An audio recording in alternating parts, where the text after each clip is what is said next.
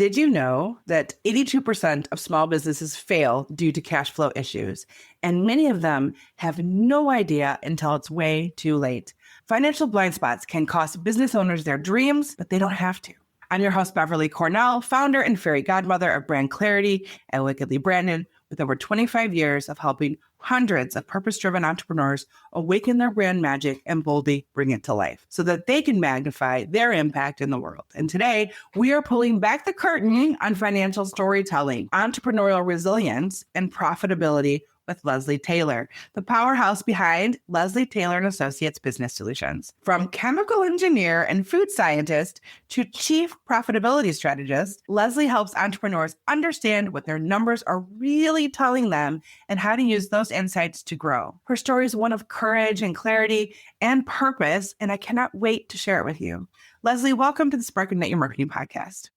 Thank you. Thank you so much, Beverly. And thank you for that fabulous introduction. I'm excited to be here. I'm excited to have this conversation. Yes, I'm excited to spend some time with you learning more about you. So let's go back to the chemical engineer thing. How do you go from chemical engineer to profitability strategist? I'm glad you asked. These are all things that I'm very passionate about. So how did all this happen? It's a question I get often. It really all started first with high school. In high school, I felt this really strong calling to entrepreneurship. My immediate family, there were no entrepreneurs. And so I was focused on what I knew, math and science. So math, science, where can I make good money? Engineering. That led me to chemical engineering. And while I enjoyed chemical engineering, I decided to go back to school and get a degree in food science. And so for me, putting together science with food and cooking, which I love to do, I come from a cooking family, my grandmother, my mother, that was something that just brought everything together. Then I want to say a little thing. When I say science, it doesn't mean we're putting necessarily weird things in the food. It just means everything we do is science. So I got a degree in food science, and then I minored in business with a focus on entrepreneurship. And so I spent close to 2 decades in corporate America as a product developer and a technical leader. I developed new products. I led technical teams. I worked on multi-million-dollar brands. And one of the things that I was most excited about, honestly, I'm a data nerd. So using data to help those companies make profitable decisions. Like, I love statistics. I love the numbers. So that was where all of this fits into what I do today. So that was great. I was comfortable making great money, but this calling to start my own business was always there. It was just always there. And later on, life would bring more clarity. I got married, I had a son, and I started to see this conflict between the path I was on and the life that I wanted. I could look into the future and I could see that I needed more flexibility. I am a sandwich generation woman. So my parents are in their 80s. We have a son, he's 13. We're both working in corporate, my husband and and I just could see that I'm going to need more flexibility. This isn't going to work for the type of mom I want to be, the type of wife I want to be, the type of daughter I want to be. I could see that. And then there was this entrepreneur thing. So quite honestly, the reason why I made the jump, I believe, was because God was tired of me repeatedly saying, okay, this is going to be my last corporate job. Okay, no, this is going to be my last corporate job. I kept saying that over and over, and I think he just got tired. So in 2017, I was in a corporate job that was the most challenging of my work experience ever, not in a good way. And it took me further away from my why, which was my family. I had less time for them. That was when I knew, okay, I'm going to have to take this step out on faith and do something different. And as I began that journey and started researching, I took a class in financial accounting, the one class that I missed when I did my minor in entrepreneurship. And I loved it. And I was like, this is awesome. Numbers tell a story. And I'd already done that work in corporate. And I just realized that I could use my data nerdiness to help entrepreneurs who often struggle with the financial side of their businesses, right? Everybody starts a business and they want to be profitable and they want to have a successful business. They want to have enough money to do the things that they want to do. But so many entrepreneurs are blind when it comes to this part of their business. So that's how Leslie Taylor and Associates was born. And our focus is heavy on helping our clients understand the stories their numbers are telling. There's so many things that you've said that I really want to go a little deeper on. First, the cooking science. I love to cook. I grow my own food. There is always a chemical reaction that's happening. There's all kinds of science that happen. And there's data in that too. I love this idea of the scientist, and I love the idea of data and the researcher. I worked in advertising, worked in corporate, I worked for Chrysler, and I was at the Chrysler headquarters in Hills, Michigan, and I was in charge of a $1 billion events budget. More zeros than I've ever seen in my life. And I was like 24 years old. I remember going home and having nightmares about decimal being in the wrong place. Somehow I would put it in the wrong place and someone would get way too much money. It'd be all my fault. I was an advertising girl. Like, why are you giving me this financial responsibility at 24? And as a creative person, I have a branding and digital marketing agency. I love all that side, but I'm going to be real honest with you.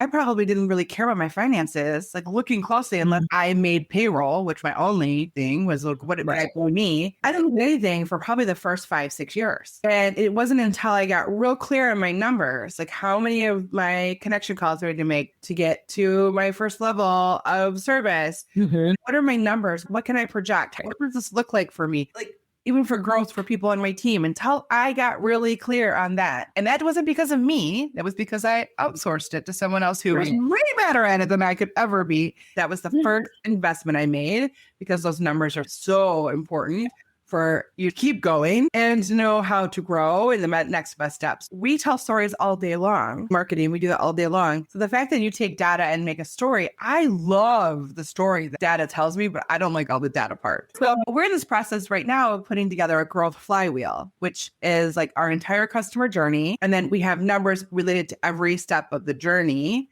And we can easily know who's accountable for those particular steps, and whether we have benchmarks and we have minimums and all kinds of things. When we do that, we then can look at real easily where we need to put our goals and our attention to based on those. So the numbers now are like so ingrained in the story that you probably can't imagine not having them. Exactly. So tell me what is your approach? What is the thing that makes your firm a little different than a traditional accounting firm that is really all about clients uncovering their numbers, uncovering the story? Our approach is to really spend a lot of time understanding the business itself.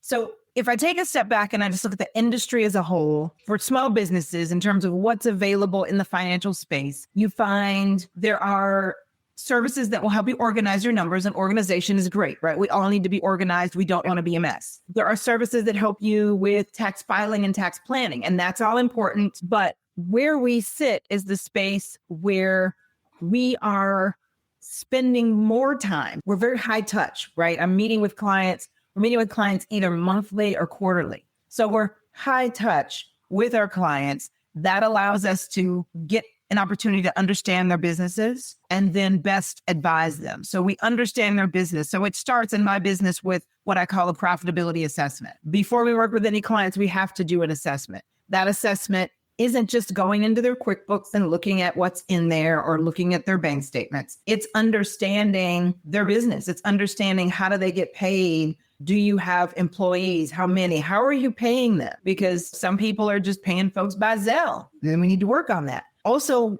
what's their vision for the business? Like, why are you in business? Where are you trying to go? Because then it also informs how I make recommendations, right? I'm going to make a customized recommendation for you based on all these things, because you're different than the next client. So we actually take the time to get to understand the business, and then we can make the best recommendations as far as how they move forward. I think that's what really sets us apart, is taking the time to do that, spending the time doing that. I would say that's one of the biggest differentiators for us. I know a lot of business owners, myself included, I'm going to raise my hand here, are a little embarrassed about their numbers. And I'm just trying to figure it out as I go along. I was never wanting to be an entrepreneur like you. I actually went in kicking and screaming, totally accidental.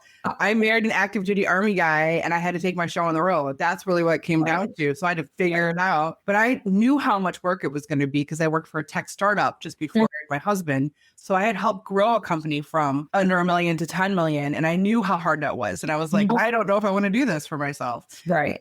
Clearly I did. I just had to figure out some things. But I remember just being really embarrassed that I didn't know what I didn't know. Yes. And Yeah. So many people feel like they shouldn't go to someone because they feel like they're embarrassed. You're absolutely right. I want to highlight what you just said because it's extremely common, men and women, but I would say maybe a little more so for women. And some of that is traditionally women are not steered towards STEM careers. So when we talk about math and science and numbers and things like that, through school or program, this is not for you. This is not your thing. You're not really good at this. So when you have those messages all those years and then you become an adult and then you're dealing with financials and numbers, it's these messages have told you're not good at it or you shouldn't be doing it. And that's one part that especially affects women. I just have to say this because this is something that I like to share a lot and it's eye-opening for a lot of people. It's okay that you don't understand this stuff because there's a lot of shame around. I'm an entrepreneur, right? I'm smart, right? Maybe you went to school, maybe you didn't, but I'm really smart and I should understand this. So I'm embarrassed that I don't. No, you shouldn't understand it. There's no reason why you should understand it. Unless you went to school for accounting, there's no reason for you to understand it. There's absolutely no reason. So don't feel like you should understand it because you shouldn't. I think I felt extra pressure because I had done all this budgeting and stuff for Chrysler. I couldn't do it for myself. And I think a lot of that has to do with working in many zeros versus a couple of zeros. A whole different mindset. And it really wasn't my money. It was easier to sit within that very right, left constrained thing versus this idea that it was so many possibilities, so many things to think about. And I think the other thing that was at play for me, I don't know if it is for other people, was this idea that I was doing everything else. The accounting was like the last thing I wanted to do. And it doesn't get done. Right. So I had this big box of just receipts or whatever. And it was like the bane of my existence come January 1. Yep. And it's not your wheelhouse. Absolutely It's uncomfortable and it's not fun. And you've waited maybe to the last minute and it's built up. Like this is... it's super common, which is why generally in this industry, the end of the year to the first quarter tends to be the busiest.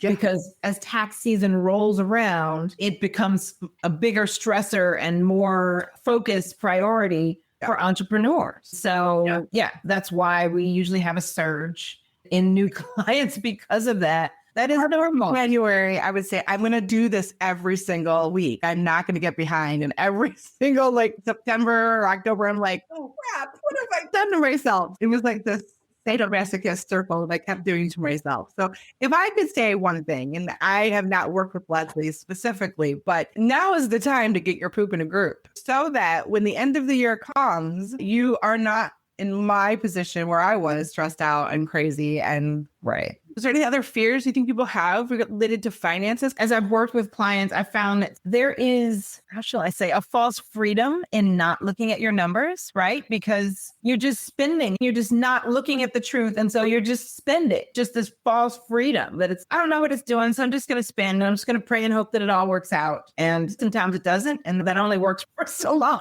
So you run out of money. But I would say that's another one. Or people are afraid to look at their numbers because they're afraid, maybe I'm not as profitable. Maybe I'm not profitable at all. Like they're afraid of what they might see. And that's where we have the conversation. And I say, once we look at it, we'll see the truth. And then we can create a plan. If it's not what you want to see, then we can create a plan and you'll feel empowered to take it and fix it to where you want it to be. But only until we do that can we move forward. The reason why I think I took control of my particular finances in the space, I don't know, like 6-7 years ago, was because I wanted to grow and I wanted to scale. Mm-hmm. When you have goals to grow and scale, you need capital. There's just no other way around. You can't pay people out of nothing. You have to have credit. I got serious about what I wanted to see for my business. And that was the empowering part. I had a vision. And you talked about that. You want to see where the company wants to go. I had a clear vision.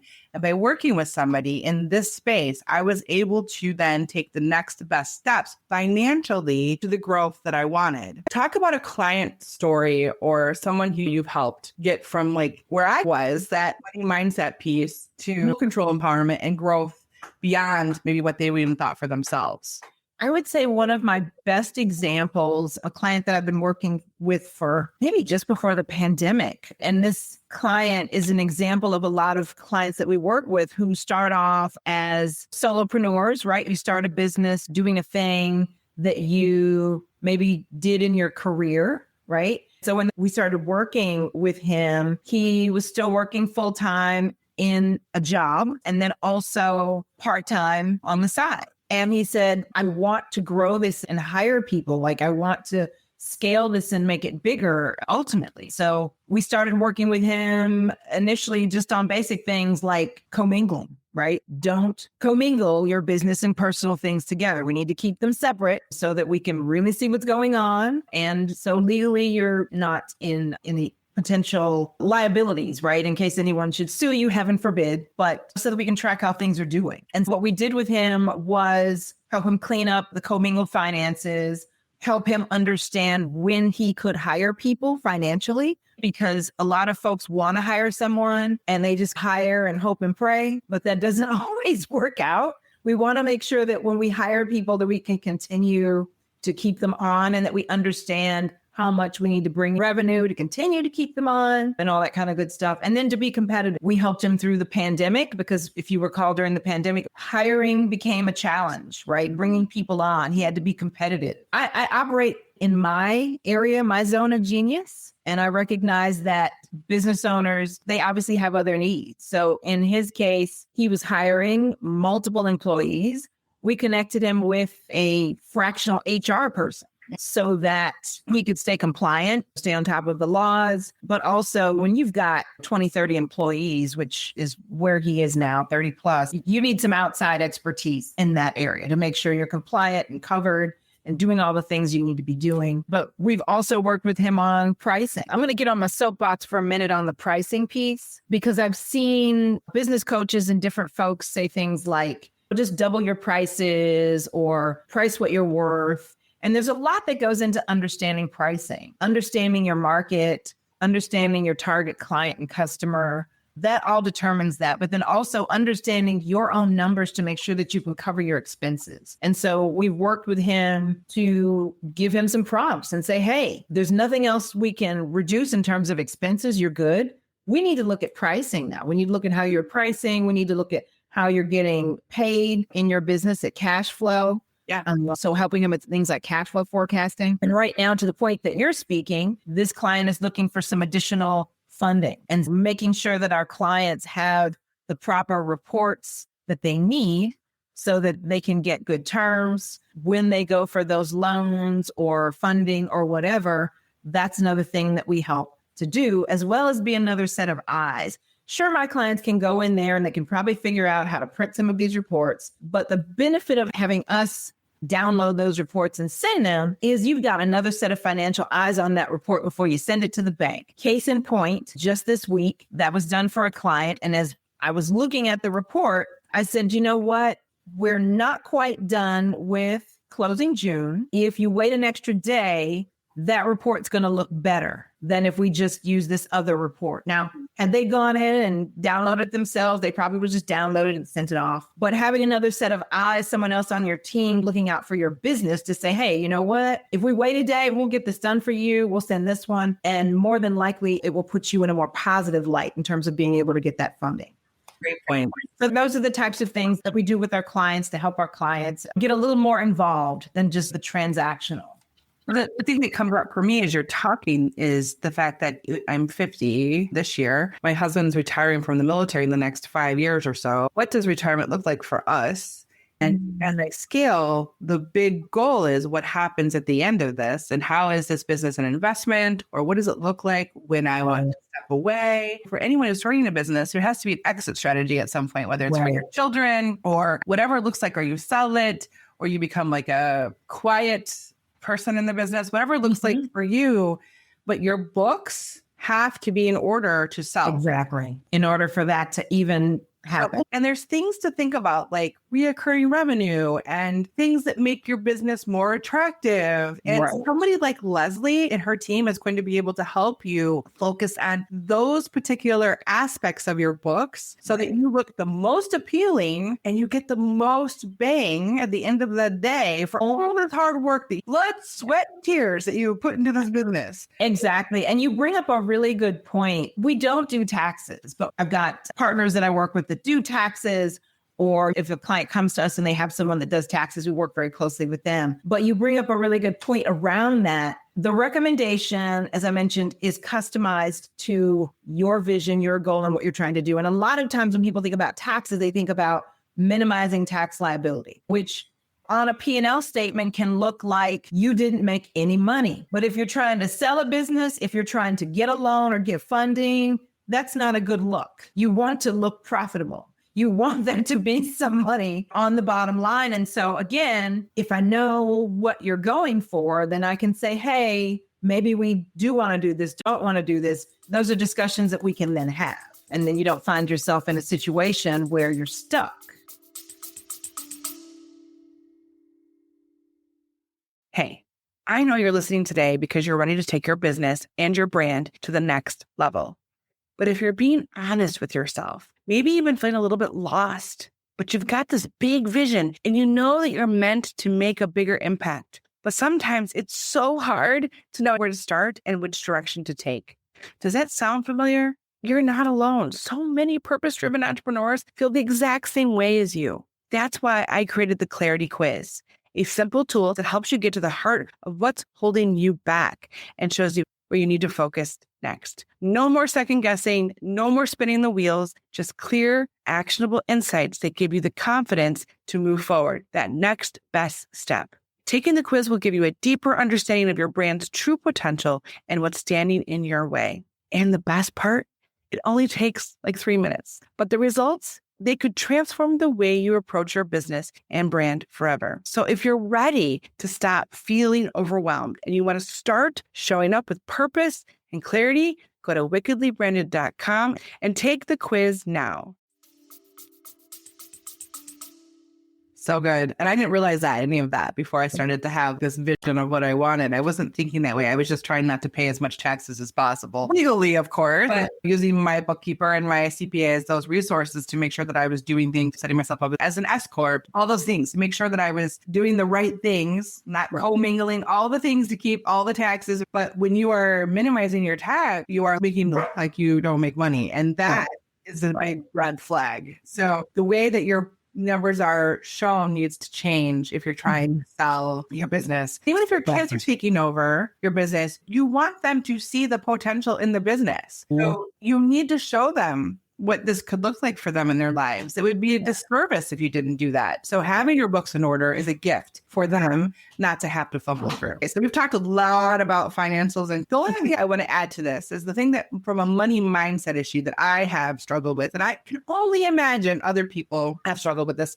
And I think it's a really important conversation is, what is money meant to you growing up? Like, how did your parents talk about money? What was money like for you? For me, what it looked like was you work hard for your money. And I have this intense drive to work myself to death, literally, Leslie, because if I work hard, then I'll get the money. And what I realized is that's not necessarily, you have to work hard, don't get me wrong, but you don't have to work yourself to death or to burnout or to all those things that somehow have been tied up into, especially for women. And the thing that I work with a lot of entrepreneurs on their money mindset from a marketing perspective is, if you're creating the business that you want, what does that really look like? I would challenge our listeners to maybe go to chat and say, hey, I'm working on my money mindset. Ask me some questions and help me reframe a few of these things. And that reframe and how you think about money and how you think about working hard and what do you think about success can be life-changing and freeing. And it's not something like it's one and done. I'm constantly tweaking it and working on it and reminding myself the reason why I have my business is to be a mom, to be an army spouse, to be able to go see my parents, to be able to do those things. So remind yourself of why you're really doing the work. Yeah. Do you work on some of that kind of stuff too? It's interesting you bring this topic up. I think it's a balance. And let me tell you why. Before I started this business, I did a lot of research. While I was still working in corporate, I was listening to podcasts. I was reading books. I was reading all the things and I was doing my research. I was trying to understand what type of business to own and what this would be like and what might be best for me. And I've been in business 7 years now, and there's some great entrepreneurs that I follow that have built great entrepreneurial success. And what I found very interesting that is common among several of them is once they've reached a certain level of success, they've usually gone through some type of burnout. And then at some point they talk about it and they say, when they're on the other side of, I'm just going to call it success, right? They've built like a certain enterprise thing. Yeah. And they say their advice to me sounds like, don't do what I did. But my challenge, my issue with that is, had you not done some of what you did, you wouldn't be where you are. True. And so I think it's very much a balance of, you're going to have to put in the work. We can't get around. There's going to be a period where I think you're going to feel overworked. And so it's a balance, and you've got decisions to make along the way in terms of how fast you go and how fast you get there. For instance, for me, this summer, I'm on somewhat of a summer break. I'm still working in my business, but some things I just stopped doing. For the last 2 months, I've not done much physical networking. I've not been on social media very much. I've not posted very much because I had to let some stuff go for a time period so I could kind of regroup. You know what I mean? Fortunately, part of that decision that was helpful, I've got clients still coming in, and my business model allows itself to be incremental. I bring on a client and it just adds this recurring revenue, that kind of thing. So it's very much a balance. What this business has allowed me to do, and I think we share that in what you just shared, is have flexibility. In 2021, I was able to help my mom when she had really bad symptoms from COVID. She had blood clots in her lungs and in her legs. She had a very hard time. Like, they were surprised that she made it. Okay. I was there in St. Louis for about 7 weeks helping my parents. The business allowed me to do that. I was still able to work from their dining room. I set up my computer. I was working. I was helping them. It allowed me that flexibility to still do both things. I've been able to go on field trips with my son. He goes to a Christian school, and my favorite trip, we got to go to Kentucky. Did you know there was a giant ark in Kentucky?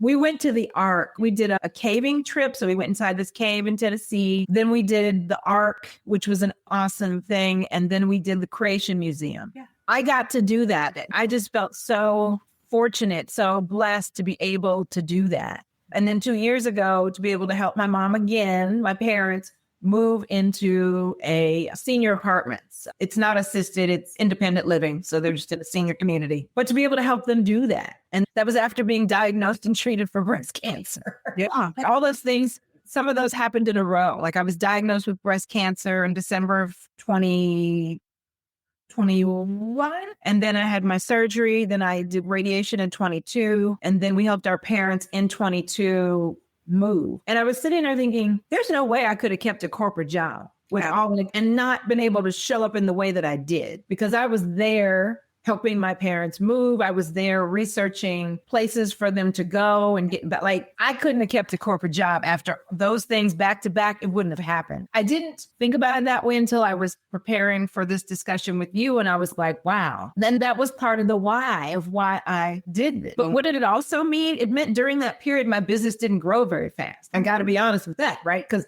I'm not out doing marketing. I don't have a huge team. So the business just wasn't growing, but I was able to continue. Right. It served the season you were in. It served the season I was in. And so now that's behind and we're in growth mode again. It was supposed to be that way. And I feel really blessed to have been able to do that. To be able to still have my parents in their 80s, both of them, it's a blessing. And to be able to help them with whatever they need, I feel that as a blessing. That's a blessing to me. I can't express it any other way. Nothing in business is linear and like completely from point A to point B. I have this goal, I'm going to go here. It doesn't work that way. Right. Maybe in the 0.0002%, I'm just throwing out a random statistic there, but that's not how life works. Life is messy. You know, I'm an army wife. I'm a mom. Every 3 years we've moved. I have to reestablish my network every 3 years. I've moved 28 times in my life, Leslie. Oh my gosh. I have been an adopted mom, a foster mom, a stepmom. I have had a very serious injury in my hip for 3.5 years and had to learn to walk again. This is life. This is the messy middle of life. What I have found is that so many entrepreneurs don't realize is that you can create a business that works within your life. Zeke, when he was a baby, he was foster and he was given to us. I don't know. He was 2 days old from the hospital. So I don't get parental leave. I own my own business. That's not how it works. My husband deployed right after we got him. So is there anybody to take care of him at night? No. Is there anybody to take care of him? No. It was just, I did have a mommy's helper for a little bit. She was a neighbor girl, which was amazing. But there I was at 3 a.m. with Zika on my shoulder. I was typing up proposals and doing the things because that's when he was awake and needed me. And all he wanted to do was be held. And I was like, I can do that while I do the work. But it wasn't like 9 to 5 corporate perfect. It was exactly what you said at the dining room table, doing what you can, when you can, how you can. It is like survival mode of just what can I do to make sure everybody's still happy? That's the messy middle. Hey there, you've just finished part 1 of the Sparking Ignite Your Marketing episode. How are you feeling? Excited, inspired? But we're just getting started. Next Tuesday, we're dropping part 2 and you won't want to miss it. Be sure to subscribe to our newsletter so you'll be the first to know when it goes live. Until then, take a breather. Let those ideas simmer and we'll see you next week. Thank you so much for tuning into the Spark and Ignite Your Marketing podcast. I hope you found today's conversation or activation be something clear and actionable that you can take back to your very own business. If you found this helpful, I'd love it if you take a moment to share your thoughts in a review. Not only does this help us see what's working and what you'd like to hear more of, but it also helps other business owners just like you find the sparks that they need. And if you know someone who could use today's tips, why not share this episode with them? A little inspiration can go a long way, and together we can help more people simplify their marketing and make their business shine.